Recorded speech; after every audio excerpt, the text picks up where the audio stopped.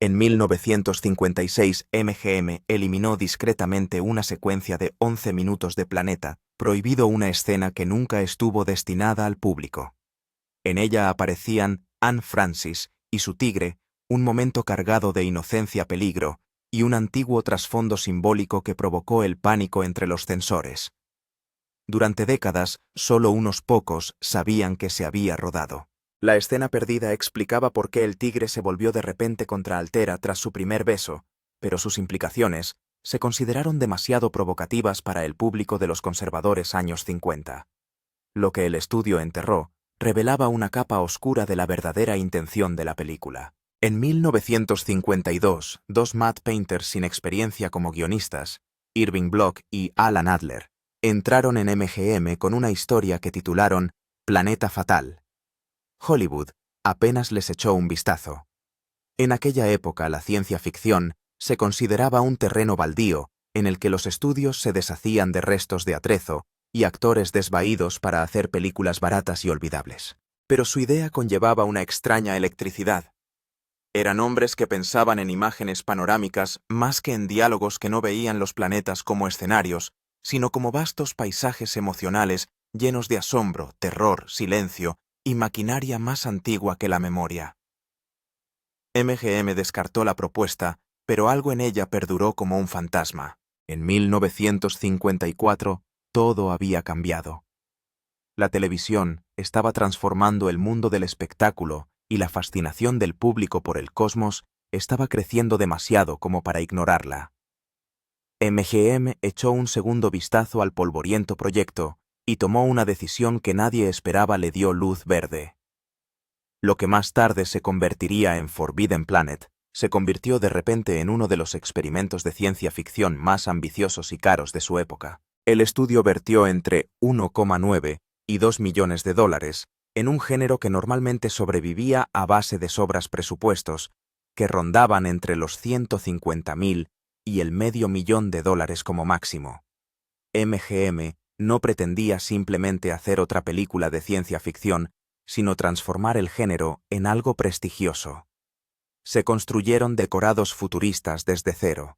En lugar de recurrir a actores de serie B, contrataron a estrellas emergentes como Leslie Nielsen y Anne Francis, junto al digno Walter Pidgeon. Cada dólar se invirtió con la esperanza de redefinir lo que podía ser la ciencia ficción. La industria se paralizó por un momento sin saber si MGM estaba haciendo una apuesta temeraria o inventando el futuro. Incluso dentro de las paredes del estudio, los susurros se levantaron sobre el costo. Pero la apuesta valió la pena.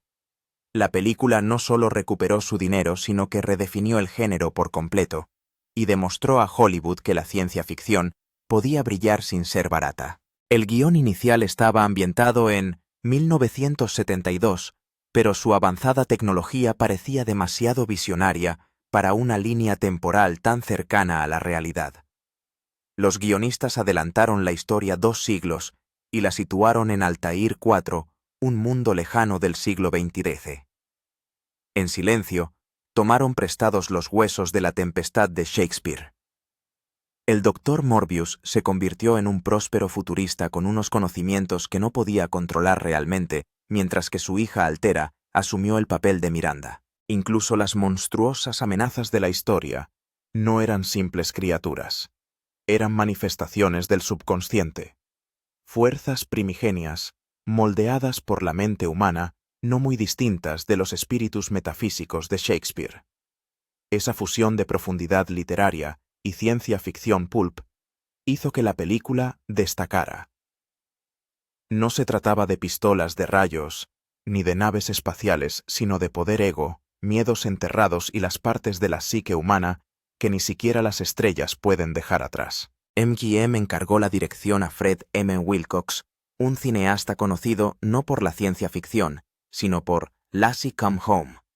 La elección levantó ampollas, pero MGM no quería un experto en el género, sino un artesano disciplinado capaz de manejar decorados gigantescos, grandes repartos y un calendario implacable. Wilcox hizo exactamente eso. Su perspectiva externa dio a la película un tono extraño y onírico. Se negó a tratarla como un mero entretenimiento de género. La rodó como un Shakespeare cósmico sin bromas, sin guiños, sin ironía. Su seriedad cimentó la historia surrealista, dejando que los deslumbrantes efectos especiales destacaran y manteniendo la emoción humana en el centro. El guionista Cyril Hume transformó el concepto visual de Bloch y Adler en algo con múltiples capas. Entretejió la psicología freudiana en la narración hasta que los monstruos dejaron de ser criaturas desconocidas para convertirse en manifestaciones de la represión y el deseo monstruos del yo arrancados de la mente del Dr. Morbius. Dr. Morbius. Hume no solo elaboraba diálogos, sino que añadía profundidad literaria y psicológica. Su guión vibraba con ecos míticos, traumas ocultos y advertencias sobre el peligro del conocimiento y la ambición. La historia dejó de ser sobre mundos alienígenas y se convirtió en un viaje a los rincones más oscuros del yo.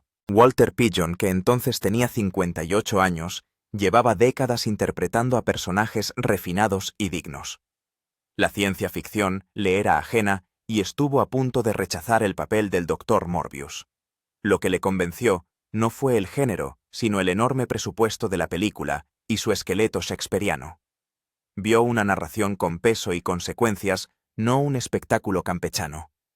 Al aceptar el papel, aportó la seriedad y la contención que anclaron los temas más desquiciados de la película. Anne Francis, con solo 23 años, entró en el plató con lo que muchos consideran la primera minifalda de la historia del cine.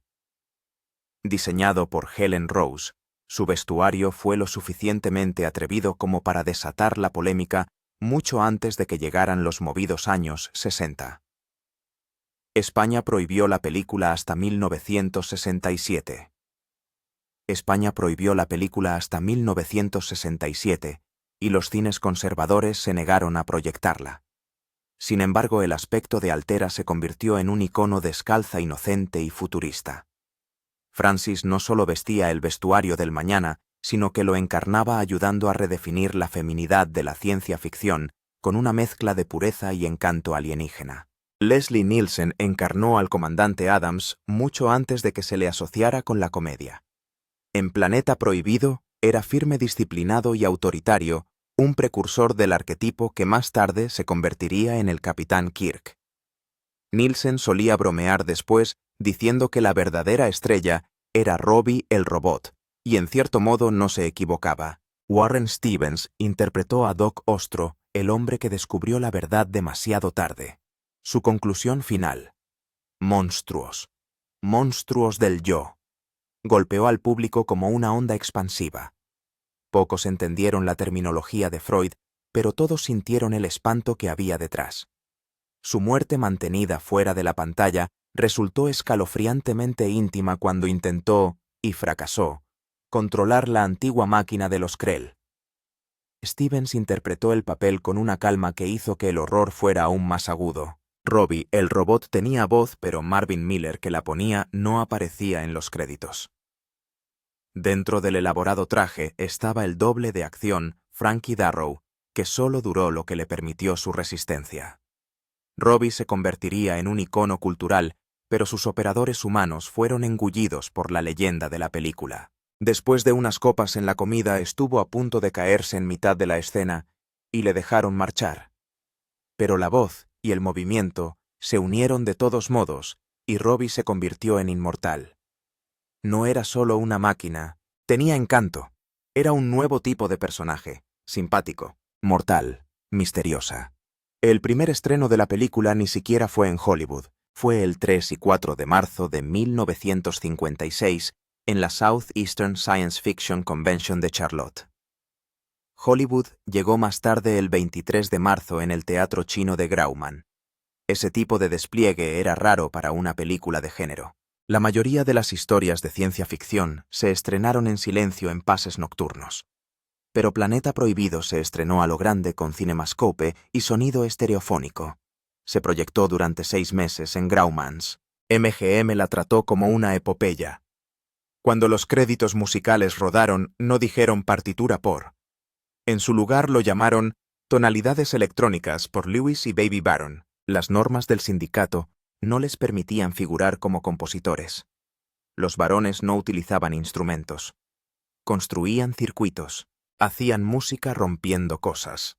Loops, feedback, estática. Su trabajo no era música según los estándares de 1956, pero cambió las reglas de todos modos. Las críticas fueron variadas. Algunos críticos no sabían qué pensar. The New Yorker pensó que era una broma. Los críticos británicos fueron más amables, pero seguían desconcertados. Shakespeare, la psicología. Los monstruos no encajaban fácilmente. Algunos vieron brillantez, otros solo veían robots y color. Pero la confusión no impidió que la película creciera.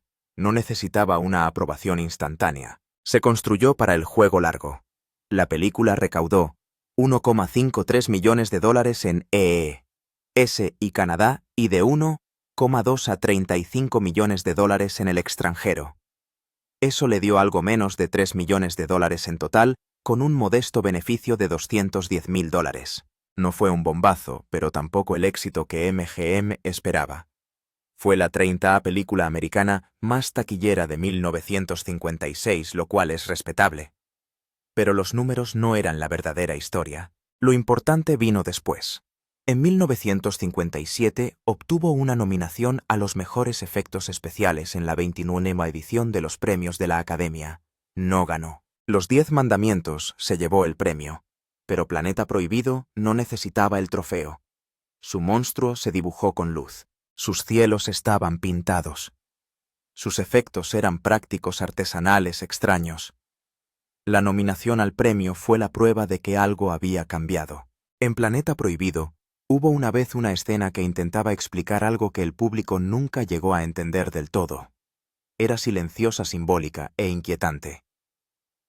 Alrededor del minuto 11 el Dr. Ostro señaló algo sobre Altera y su tigre. Dijo que solo una virgen podía domar a un unicornio, y vio algo parecido en la forma en que Altera podía acariciar y mandar a un tigre adulto sin miedo. Esa escena no llegó al corte final. MGM la cortó limpiamente. El Código de Producción Cinematográfica de la época consideraba que la metáfora de la Virgen y el unicornio era demasiado sugerente. La idea de que la inocencia sexual de una mujer le daba un poder místico sobre los animales. Eso no era algo que pudieran dejar llegar a los cines en 1956.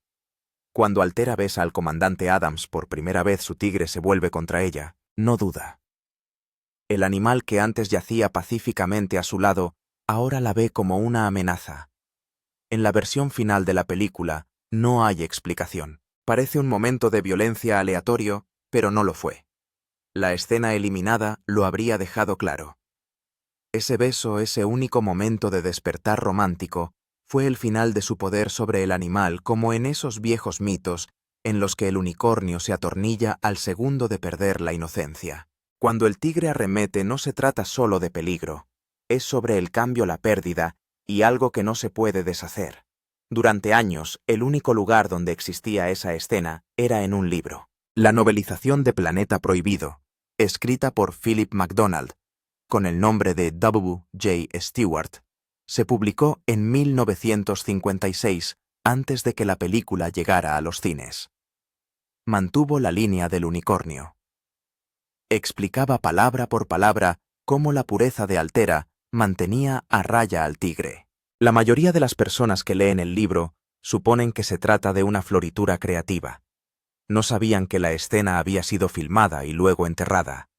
Durante casi 20 años, nadie fuera de MGM vio ninguna evidencia de que alguna vez se había rodado. MGM tenía una regla: destruir todas las copias de trabajo.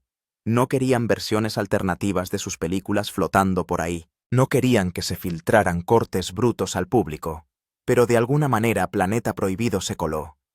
En 1977 la vieja copia de trabajo apareció en un archivo olvidado. Tenía la escena del unicornio. Tenía diferentes tomas, diálogos alternativos, sonido crudo.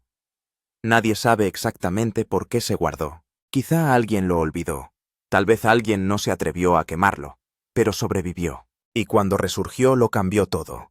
Esa copia de trabajo fue restaurada. Primero apareció en un Laserdisc de Criterion, luego en el DVD del 50 aniversario, y después en Blu-ray. Los fans que habían crecido viendo la versión teatral vieron por fin lo que se habían perdido: el beso, el tigre, el mito. Todo encajó. Altera no era solo una ingenua espacial, era una metáfora andante. Su historia se replegaba en capas de inocencia, sexualidad y las líneas invisibles que Hollywood no estaba dispuesto a cruzar. Y hubo algo más que desató la polémica en 1956. Altera tenía una escena en la que nadaba sola flotando por el agua como algo salido de un sueño. Parecía que estaba desnuda. Se corrió la voz rápidamente. Anne Francis en pantalla desnuda en una película de ciencia ficción, pero no lo estaba. Llevaba un body de color piel. Era fino, sin costuras, cuidadosamente diseñado para parecer piel desnuda bajo la luz y las ondulaciones del agua. La ilusión funcionó demasiado bien. El público se indignó. Los grupos moralistas escribieron cartas airadas. Algunos cines retiraron la película de sus carteleras. M&M tuvo que hacer declaraciones públicas. Dijeron que Anne Francis nunca estuvo desnuda. No había ocurrido nada indecente, pero la gente no se lo creía. No podían creer que fuera solo iluminación y ángulos. George Folsey, el director de fotografía, había utilizado una iluminación precisa. Había mantenido las sombras fuera del encuadre, había evitado las costuras y había dejado que el reflejo del agua ocultara los bordes del traje. Convirtió un body en un escándalo. Incluso el equipo se sorprendió de lo real que parecía. M&M quería sobrepasar los límites sin cruzar la línea. Encontraron la manera de hacer ambas cosas. En 1972, cuando M&M intentó reestrenar la película como matiné para niños, recortaron más de 6 minutos. La escena de la natación había desaparecido. Así como varios intercambios coquetos, nada demasiado sugerente. La versión que se proyectó en los cines ese año tenía una calificación G, pero le faltaba lo que daba a la película su ventaja. Durante años los niños vieron la versión domesticada. No fue hasta mucho más tarde que el público pudo volver a ver la versión original sin censura. España no permitió la película en absoluto. Durante más de 10 años, Planeta Prohibido estuvo prohibida allí. A los censores españoles del franquismo les molestaban las minifaldas de Anne Francis y esa escena de natación. No eran las palabras, ni los monstruos, ni la nave espacial, era el vestuario. Sus faldas eran demasiado cortas, su cuerpo demasiado visible. La película no se proyectó en España hasta 1967. Para entonces ya se había convertido en un clásico en otros lugares. Pero en España todavía se consideraba peligroso. Ana Francisco estuvo a punto de llevar algo aún más modesto. La diseñadora de vestuario de M&M, Helen Rose, creó un mono plateado que la cubría por completo del cuello para abajo. Incluso venía con una capucha a juego, guantes plateados y zapatos transparentes. Pero cuando Dor Sherry, jefe de estudio de M&M, lo vio, dijo que no. Demasiado revelador, dijo. Demasiado sexy. Aunque no mostraba nada de piel, era ajustado. Brillaba. Eso fue suficiente para hacerlo inaceptable. El mono nunca fue filmado. Solo existen fotos de las pruebas de vestuario. Detrás de todo el dramatismo y la metáfora, había una proeza técnica de la que la mayoría de la gente nunca se percató. El desierto pintado del fondo no era real. Era un ciclorama de 350 pies, un cuadro curvo colgado en el escenario 15. Parecía un paisaje alienígena que se extendía eternamente. Pero la iluminación tenía que ser exacta. El sol pintado en el fondo tenía que coincidir con el sol artificial utilizado en el plató. Si los ángulos no coincidían, la ilusión se derrumbaba. Folsey iluminó ese cuadro con 40 claraboyas, cada una con 10 bombillas de 1000 vatios más 96K10 y 192K5, que consumían tanta energía que tuvieron que tender líneas adicionales desde otros escenarios. Ese telón de fondo requirió un pequeño ejército de electricistas. Luego vino la nave espacial. Arthur Lonergan diseñó un platillo volante de 51 metros que llenaba todo el decorado. Tenía 167 pies de ancho, el tamaño de un edificio real. Abrumó al reparto. Los ejecutivos de M&M entraron en el set e inmediatamente aumentaron el presupuesto. La película acabó costando $2 millones. En aquella época eso era inaudito para una película de ciencia ficción. Pero la nave espacial no era solo un decorado. Era un compromiso. Subió la apuesta. Obligó a todos a dar lo mejor de sí mismos. Se utilizaron 4 de los escenarios de sonido más grandes de MGM. Ninguna otra película lo había hecho antes. Cada uno albergaba una parte diferente del mundo. La nave espacial, el laboratorio Krell, el centro de control, el terreno alienígena. Los escenarios se desarrollaron simultáneamente. Los equipos trabajaron en turnos superpuestos, construyendo, filmando y desmontando. Era una rotación constante. Las exigencias eran brutales y la coordinación tenía que ser exacta. No era una película de género más. Era una obra de construcción envuelta en una visión de otro mundo. Dentro de la nave, construyeron un globo de plexiglas de 4,5 metros.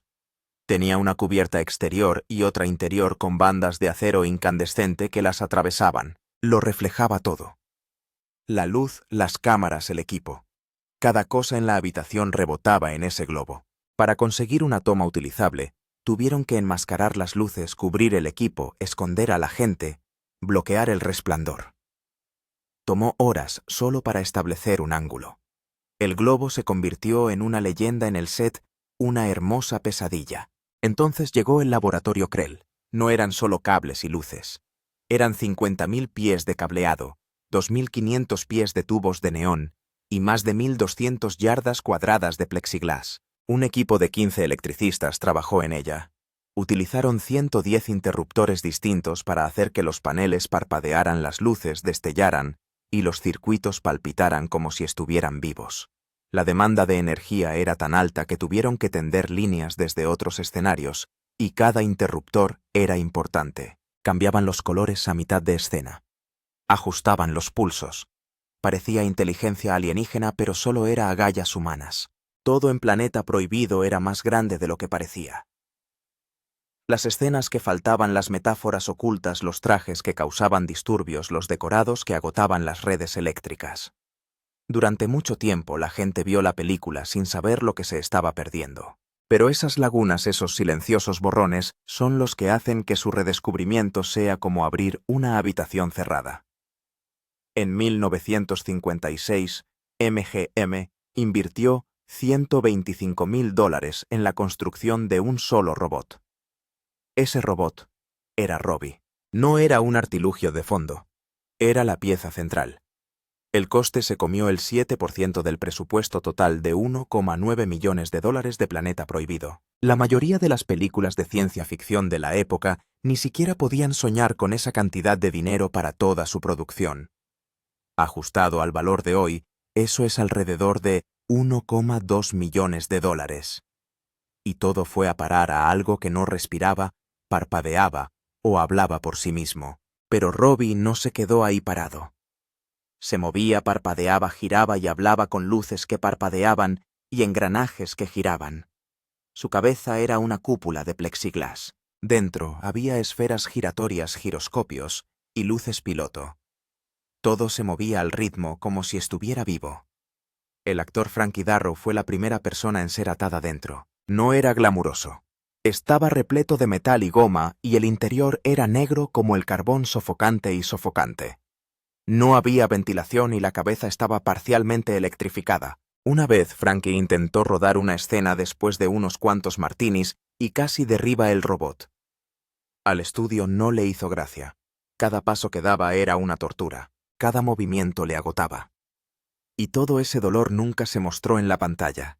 Incluso después de la película, Robbie no había terminado. MGM necesitaba recuperar su dinero, así que lo envió a todas partes. Consiguió su propio papel protagonista en The Invisible Boy, El Chico Invisible, en 1957. Después, se convirtió en un invitado habitual en series como The Twilight Zone, La Dimensión Desconocida, Lost in Space. Perdidos en el Espacio Columbo, The Addams Family. La familia Addams, The Love Boat. El Barco del Amor e incluso Mork and Mindy. Era un huevo de Pascua andante, una reliquia que reaparecía una y otra vez. A veces tenía pintura nueva, a veces cables nuevos.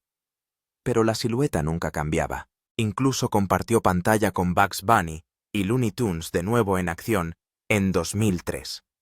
No fue una carrera de cameo. Fue una segunda vida. La gente le llamaba el robot más trabajador de Hollywood. Pero Robbie era más que metal. Tenía reglas. El Dr. Morbius, el personaje que lo construyó, le dio órdenes estrictas que se ajustaban a las 3 leyes de la robótica de Isaac Asimov. No hacer daño a los humanos, obedecer órdenes, protegerse, pero nunca a costa de las otras 2 reglas. Estas reglas dieron forma a la historia. Cuando el monstruo Id invisible ataca a Robbie, se niega a luchar. Sus circuitos se bloquean. Se queda congelado, porque en el fondo sabe que el monstruo es parte de Morbius. Si ataca al monstruo, ataca a su propio amo. Fue una de las primeras veces que un robot de película siguió no solo órdenes, sino ética. Y cambió la ciencia ficción para siempre. No fue lo único que Forbidden Planet hizo primero. Su banda sonora no estaba hecha con violines o trompetas, se hacía con circuitos. Lewis y Baby Baron no utilizaron instrumentos. Utilizaban máquinas construidas por ellos mismos, sin cuerdas, sin teclas, solo tensión y sonido en bruto. Fue la primera película en tener una partitura totalmente electrónica. No era música de fondo, era la atmósfera, el ambiente, la tensión. Los varones ni siquiera lo llamaban música. Lo llamaban tonalidades electrónicas porque la Federación Americana de Músicos no les dejaba llamarlo música. El sindicato dijo que si los humanos no lo tocaban con instrumentos tradicionales, no contaba. Así que incluso después de crear algo revolucionario, los varones obtuvieron un crédito de segundo nivel. El proceso fue brutal. Los circuitos que construían no eran reutilizables. Cada uno tenía su propio sonido, personalidad y vida útil. Cuando un circuito finalmente se sobrecargaba y moría, grababan ese sonido final. Ese grito de muerte pasó a formar parte de la partitura. Baby Baron tuvo entonces que ordenar cientos de fragmentos de cinta cortando y empalmando a mano. Sin botón de deshacer, sin software, solo cinta, cuchillas y horas de repetición. Más tarde lo calificó de trabajo terrible, pero sin ella los sonidos se habrían perdido. Cada fragmento era único. Nada podía recrearse. Su enfoque no era solo experimental, era filosófico. Inspirados por la teoría de la cibernética de Norbert Wiener, los Baron veían las máquinas como algo más que herramientas. Los veían como organismos vivos a su manera. Los circuitos respondían a la retroalimentación. Se adaptaban, cambiaban con el tiempo. Cada una tenía un principio, un medio y un final. Esa creencia convirtió a sus máquinas en co-creadoras. Cada pitido y cada chirrido era un momento de vida capturado antes de que se quemara el circuito. Mientras la partitura susurraba y zumbaba, el monstruo de la pantalla rugía. El monstruo Id no era un hombre con traje. Fue animada a mano por Joshua Meter, un veterano de Disney. Cada fotograma se dibujó en vitela translúcida, fotograma a fotograma. Llevó meses. El monstruo era solo una silueta ardiente apenas visible a menos que atravesara el campo de fuerza de la nave. Era espeluznante, amenazador e imposible de rastrear. Los censores estatales pensaron que era demasiado aterrador. Algunos exigieron modificaciones. Ese tipo de reacción no es habitual en una criatura invisible, pero esta tocó un nervio. Tal vez porque no era una cosa. Era una idea. La idea era Freud. El monstruo no era solo una amenaza. Era el subconsciente mismo, el id, la rabia sin filtrar, la lujuria y el miedo que vive bajo cada mente. Morbius no sabía que lo estaba creando. Pensó que la antigua máquina Krell estaba a salvo, pero leía sus pensamientos. Y no solo los que admitía, los que enterraba, los que ni siquiera entendía. Y esos pensamientos se convirtieron en armas. Los Krell habían construido máquinas que convertían el pensamiento en realidad, alimentada por más de 9000 reactores termonucleares enterrados bajo tierra. Pero nunca pensaron en limitar la máquina. Así que cuando sus propios miedos subconscientes tomaron forma, los Krell murieron. Todos ellos. En una sola noche. Casi vuelve a ocurrir lo mismo. Morbius usó la tecnología Krell. Y cuando sus celos estallaron, el monstruo regresó. Por eso Robbie no pudo detenerlo. Por eso las armas no funcionaron. Estaban tratando de luchar contra la mente de alguien. El monstruo era Morbius. Y su dolor, su deseo, su negación. Todo hizo al monstruo más fuerte. Ni siquiera Altera estaba a salvo. La hija de Morbius se convirtió en el centro de todo. Su inocencia. Su creciente romance con el comandante Adams tiró de algo dentro de Morbius. Algo retorcido. Nunca lo dijo en voz alta. Pero cuando Altera besó a otro hombre, el monstruo gritó. Morbius no lo invocó. Era él. Su subconsciente luchaba por el control. Los celos. La posesividad. La rabia. Se manifestó de la forma más freudiana. Los críticos de cine señalaron más tarde el trasfondo incestuoso. El monstruo no quería hacer daño a Altera. Quería protegerla de todos los demás. Y la persona a la que más daño hizo al final fue al propio Morbius.